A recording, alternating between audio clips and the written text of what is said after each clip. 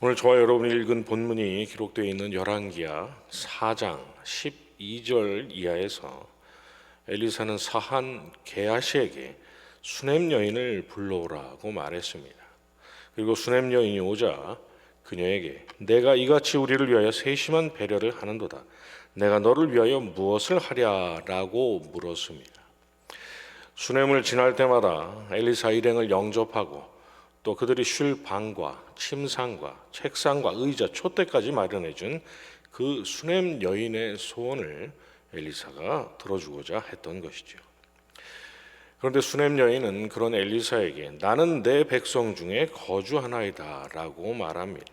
나는 이렇듯 백성들과 평안히 살고 있으니 부족한 것이 없다고, 그러니 괜찮다라고 말했던 것이죠.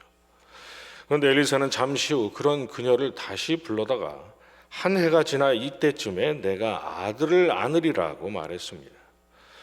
무엇을 해줄까라고 고민을 하던 중에 사환 게하시로부터 그녀에게 아들이 없고 남편은 늙었다라는 이야기를 엘리사가 들었기 때문입니다.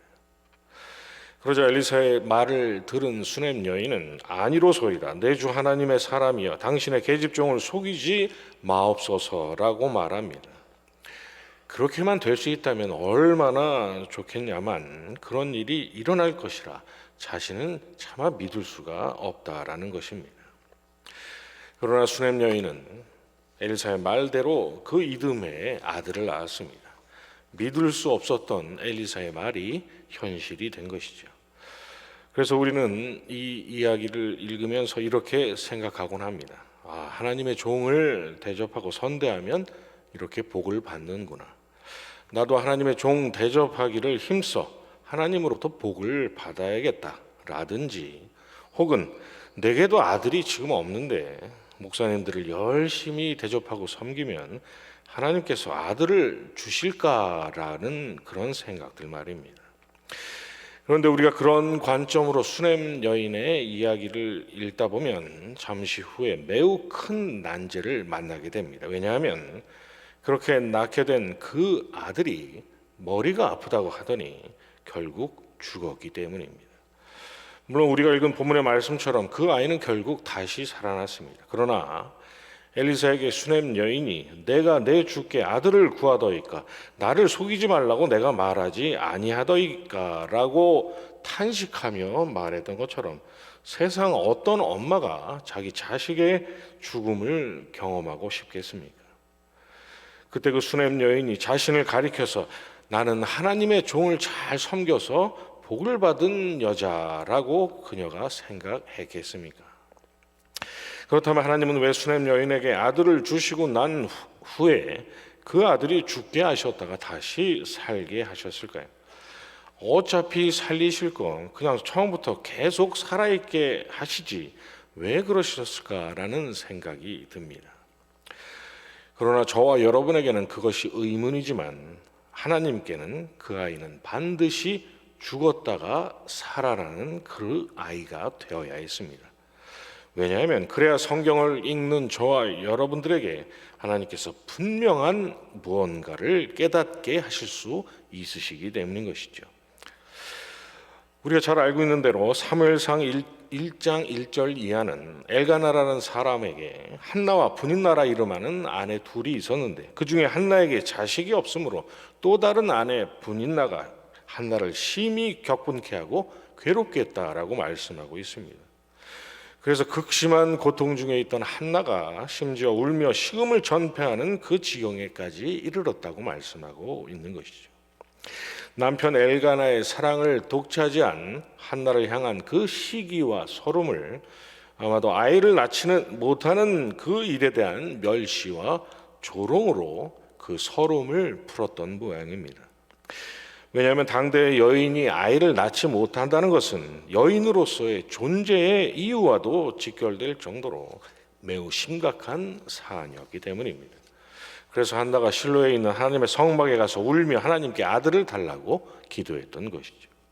그런데 성경은 실로에 가서 다녀온 한나가 집에 돌아와서는 다시는 근심 빛이 없었다고 말씀하고 있습니다. 왜냐하면 한나의 사정을 듣게 된 제사장 엘리가 한나에게 평안히 가라, 이스라엘의 하나님이 내가 기도하여 구한 것을 허락하시기를 원하노라라고 말했기 때문입니다. 저와 여러분에게 그 엘리의 말은 그저 함께 내가 기도해 주겠다라는 그런 위로의 말 정도로 보이지만, 한나에게 엘리 제사장이 했던 그 말은 엘리사가 수넴 여인에게 했던 한 해가 지나 이때쯤에 내가 아들을 안으리라는 말로 들렸던 것이죠. 한나는 과연 아들을 낳았습니다. 하나님께서 그녀에게 아들을 주신 덕분에 한나는 아이를 낳지 못하던 고통과 괴로움, 수치와 울분에서 비로소 구원을 얻을 수 있었던 것입니다.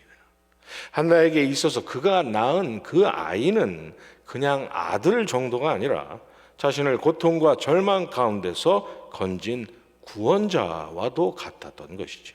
그런데 성경은 그 아이가 점점 자라매 여호와와 사람들에게 은총을 더욱 받았다라고 하면서 장성한 후에 사무엘상 7장 9절 이하에서 그가 하나님께 온전한 번제를 드리자 여호와께서 응답하셨고 대적 블레셋의 손에서 이스라엘을 건지셨다고 말씀하고 있습니다.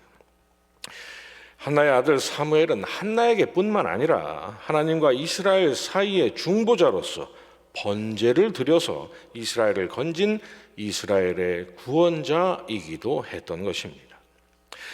삼손 역시 마찬가지입니다. 사사기 13장 2절 이하는 마누아라 하는 자의 아내가 임신하지 못해서 아이를 낳을 수가 없었는데 여호와의 사자가 나타나서 그녀가 아들을 낳을 것임을 알려주었고, 그 천사의 말대로 그녀가 아들을 낳음에 삼손이라는 이름을 붙였다고 말씀하고 있습니다.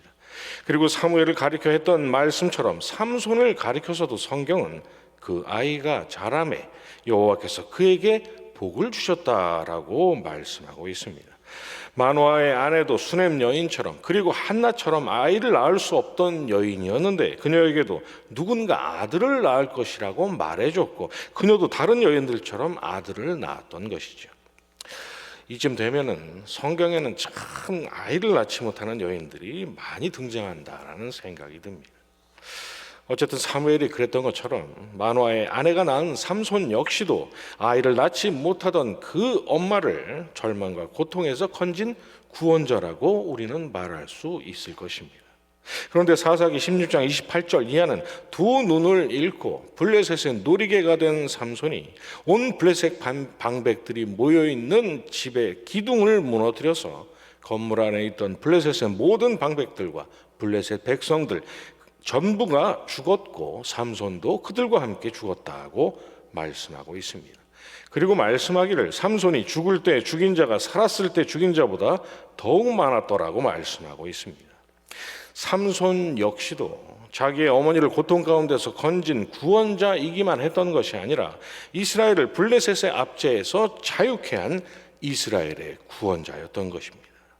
사무엘이 번제를 통해서 이스라엘을 건진 구원자였다면 삼손은 자기 자신의 죽음을 통해서 이스라엘을 건진 구원자였던 것이죠.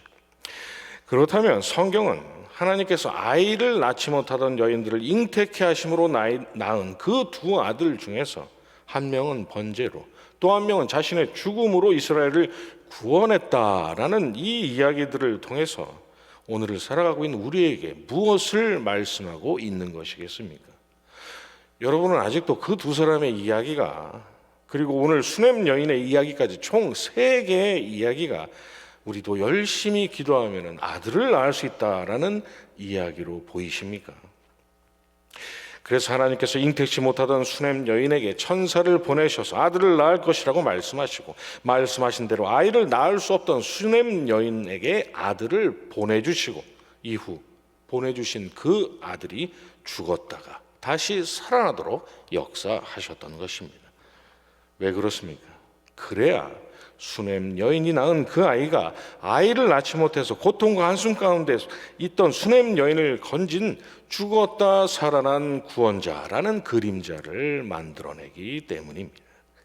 그래야 사무엘과 삼손에 이어서 성경을 읽는 저와 여러분이 수냄 여인의 아들의 이 이야기를 통해서도 다시 한번 우리 주 예수 그리스도를 발견할 수 있기 때문인 것이죠. 하나님은 번제를 드려서 이스라엘을 구원한 사무엘, 그리고 자기의 죽음을 통해서 이스라엘을 자유케 한 삼손, 그리고 수냄 여인에게 있어서 죽었다 살아난 구원자라고 할 수 있는 오늘 본문에 등장하는 이 아이를 통해서 성령으로 잉태하사 동정녀 마리아에게 나시고 고난을 받으사 십자가 위에서 자기 몸을 번제물로 영원한 제사를 드리시고 죽으심으로 택하심을 입은 모든 영혼들의 죄와 사망의 사슬로부터 자유케 하시고 장사한 지 사흘 만에 죽은 자 가운데서 다시 살아나셔서 모든 잠자는 자들의 첫 열매가 되어주신 예수 그리스도를 우리에게 투영하고 계시는 것입니다. 하나님은 그 세 아들들의 이야기를 통해서 너희가 성경에서 영생을 얻는 줄 생각하고 성경을 상고하거니와 이 성경이 곧 내게 대하여 증거하는 것이로다라고 하신 요한복음 5장 39절에서 우리 주님의 말씀이 진리요 사실이라는 것을 확증하고 계시는 것이죠. 자, 그렇다면 하나님은 왜 신약 성경은 말할 것도 없고 이렇듯 구약 성경마저도 우리 주님의 이야기로 가득 채워 놓으셨을까요? 디모데후서 3장 15절에서 성경은 능히 너로 하여금 그리스도 예수 안에 있는 믿음으로 말미암아 구원에 이르는 지혜가 있게 하느니라는 말씀처럼 그분만이 어제나 오늘이나 내일이나 저와 여러분이 붙잡을 오직 유일한 구원의 소망이시기 때문입니다. 어떤 사람들은 이미 예수 그리스도를 구주로 믿어 구원을 얻었으니 이제 성도들은 세상을 변화시키고 이 땅에 있는 하나님의 나라를 확장시키고 약한 자들을 돕는 데 온전히 집중해야 한다라고 말합니다. 물론 좋은 말입니다. 그러나 그들이 하는 그 말 속에 이제 예수 이야기 좀 그만해라, 예수 좀 그만 바라보고 다른 것도 좀 바라보라라는 의미를 조금이라도 내포하고 있다면 그처럼 위험천만하고 어리석은 발상은 없는 것입니다. 그들의 말이 맞다면 하나님께서 성경을 통해서 왜 이렇게 쉬지 않고 반복적으로 저와 여러분의 시선을 주님께로 향하게 하시는 것입니다. 우리가 이 땅에서 주님을 바라보며 살 필요가 없다면 왜 주님은 요한복음 14장 26절에서 보혜사 성령을 보내주시겠다고 약속하시면서 그가 너희에게 모든 것을 가르치고 내가 너희에게 말한 모든 것을 생각나게 하리라고 말씀하셨겠습니까? 그렇다면 공생의 기간 동안 우리 주님께서 이 땅에서 하신 말씀의 핵심이 무엇입니까? 사람은 스스로 구원에 이를 수 없고 하나님께서 구원해 주셔야만 영생을 얻을 수 있는데 길이요 진리요 생명이 나를 말미암지 않고는 하나님의 구원의 은혜를 절대로 입을 수 없다라는 것이 아닙니까? 그런데 우리가 그런 주님을 바라보지 않고 산다면 매일 끊임없이 너 진짜 천국 가는 거 맞을까라고 시비를 거는 우리의 원수의 괴계에 우리가 무슨 수로 맞서겠냐는 말입니다. 지금이야 우리가 예배도 드리고 또 기도도 하고 헌신도 하고 구제도 하면서 내가 이런 일을 하고 있으니 천국에 가겠지라고 우리가 말한다지만 우리가 힘들고 지쳐서 아무것도 못할 때는 여러분은 그때는 어떻게 하시겠습니까? 손가락 하나도 움직일 수 없는 우리의 영혼이 육신을 떠나는 인생의 마지막 날, 요단강과 같은 사망의 음침한 골짜기를 목전에 두고 여러분은 무엇을 의지하시고 무엇을 붙잡으실 계획이십니까? 마지막 날 어미하신 하나님의 심판대 위에서 수를 헤아릴 수 없는 많은 사람들이 지옥의 불구덩이로 쏟아져 들어가는 그 무서운 광경을 지켜보면서 여러분은 하나님 앞에 어떤 카드를 내놓아야 하겠습니까?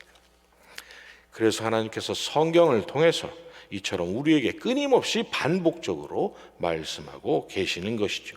무엇을 계획하든 무엇을 지금 하고 있든 예수 그리스도에게서 조금도 시선을 떼지 말고 살라고 말입니다.